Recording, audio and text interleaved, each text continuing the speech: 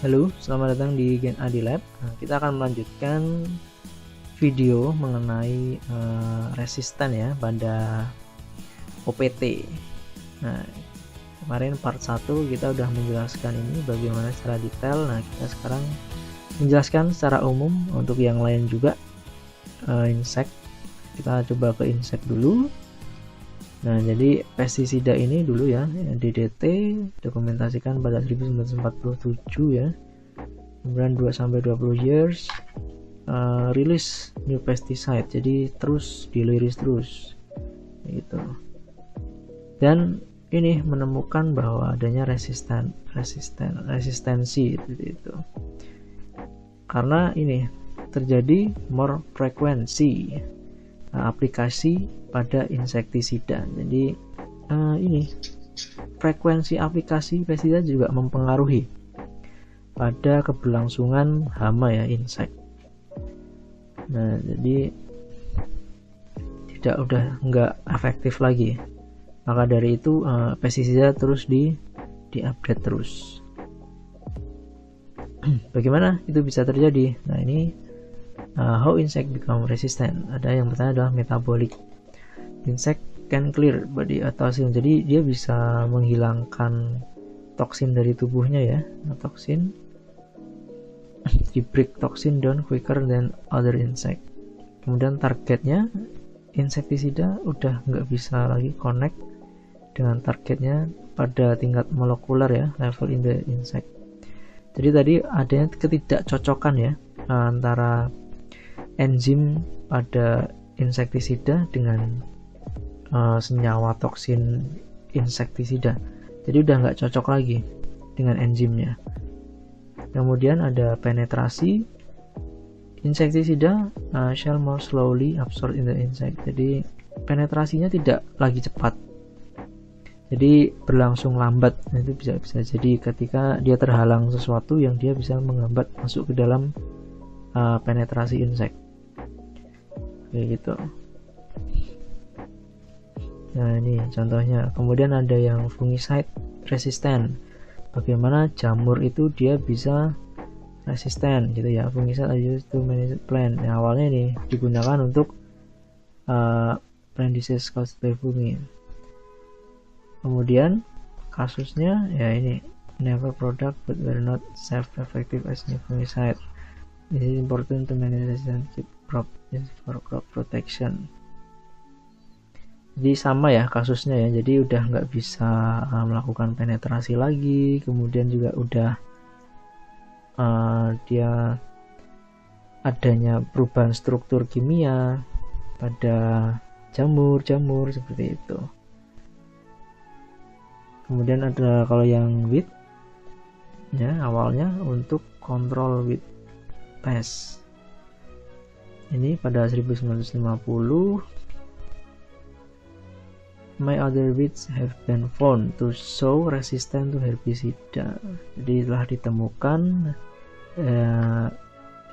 ini weed gulma ini resisten terhadap herbicide. Only a few products used today for weed controlnya. Jadi Bapak Ibu sekarang ketika menggunakan herbicida, mereknya paling cuma itu aja ya, kayak misalnya Roundup. Nah, yang masih efektif ya, jadi cuma ada beberapa aja sekarang. Itu become the problem.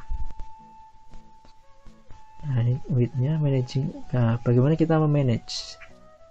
Ya ini, gunakan pestisida ketika menggunakan ketika ini yang penting aja, ketika diperlukan aja. Jadi tidak secara konsisten ya sebenarnya. Jadi cuma diperlukan aja. Ini harus diperlukan ini pengamatan populasi, melihat pest populasi juga. Kemudian kita mengikuti label direction ya, perintah dari labelnya gimana. Rotation of different types of pesticide during the year from year to year. Jadi tadi rotasi bahan aktif Bapak Ibu. Rotasinya harus diperhatikan, bahan aktifnya jangan fenomil terus. Jadi mungkin di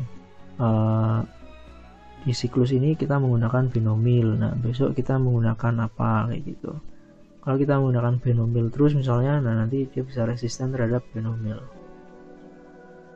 Alternatif, kita bisa menggunakan natural enemy, village, crop resistant, natural enemy ya, musuh alami, bisa jadi agensi hayati, trichoderma dan lain-lain. Crop resistant, crop protection, ya ini tanaman yang kebal ya, atau mungkin pergiliran tanaman gitu. Nah mungkin seperti itu Bapak Ibu ya, sedikit ya di sini.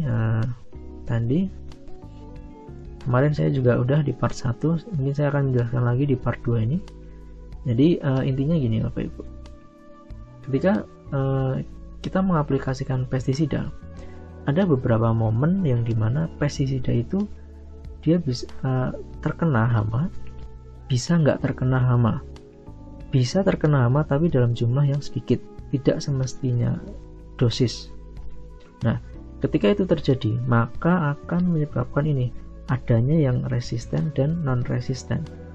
Kalau misal dia terkena sesuai dosis, ya mungkin dia bisa mengalami kematian. Tapi ketika ada hama yang dia tidak terkena, atau mungkin terkena tapi sedikit dalam dosis sedikit, dia akan bisa merubah, beradaptasi kayak gitu, akan bermutasi. Nah selanjutnya ini akan ada yang namanya perkawinan ya, antara dengan resisten dengan non resisten, dan resisten dengan resisten. Nah akhirnya ya ini bisa terjadi resisten semua. Yang tadinya dia udah bermutasi resisten, kemudian kawin dengan resisten, nah itu pasti resisten. Kemudian nanti ada resisten, kemudian kawin dengan tidak resisten ya, artinya atau itu nanti hasilnya bisa resisten ataupun tidak resisten. Resisten ini artinya dia kebal Bapak Ibu terhadap pestisida. Kalau yang non resisten berarti dia masih bisa dikendalikan menggunakan pestisida.